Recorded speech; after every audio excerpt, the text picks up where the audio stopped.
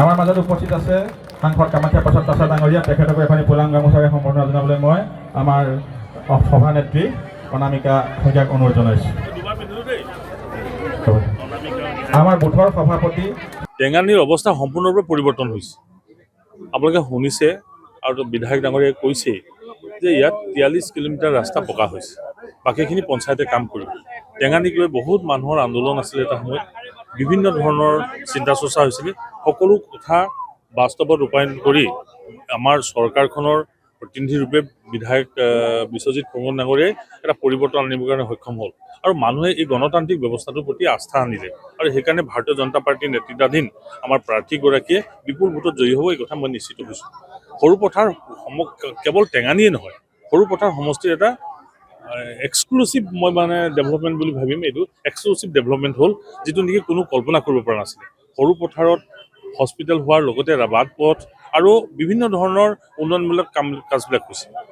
সেইকাৰণে মই নিশ্চিত হৈ আছোঁ যে এই সমষ্টিটোত আচলতে বেলেগে প্ৰতিদ্বন্দ্বিতা কৰিব নালাগিছিলে, কিন্তু উপায় নাই, গণতান্ত্ৰিক ব্যৱস্থা প্ৰতিদ্বন্দ্বিতা থাকিবই। কিন্তু বিশ্বজিৎ ফুকন ডাঙৰীয়া আৰু ভাৰতীয় জনতা পাৰ্টীৰ সমৰ্থকসকলে এটা বিপুল ভোটত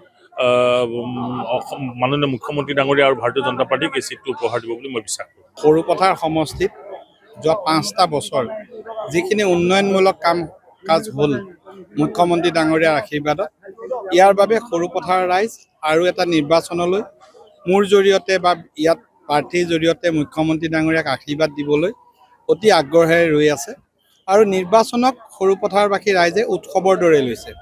ৰাইজে যেনেকৈ বিহু পূজা ইত্যাদি উৎসৱ হয়, আমাৰ প্ৰতিখন সভা সমিতিৰ পৰিৱেশ উৎসৱ সদৃশ পৰিৱেশ।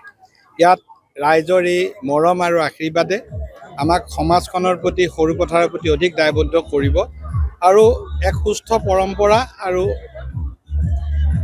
ৰাজনীতিটো খুব ভালকৈ বদনাম নোগোৱাকৈ সুস্থভাৱে নৈতিকতাৰ ভিত্তিত প্ৰমূল্যৰ ভিত্তিত এই নিৰ্বাচনত আমি সৰুপথাৰত অংশগ্ৰহণ কৰিব বিচাৰিছোঁ। মই আশা কৰোঁ ৰাইজে আমাক আশীৰ্বাদ দিব।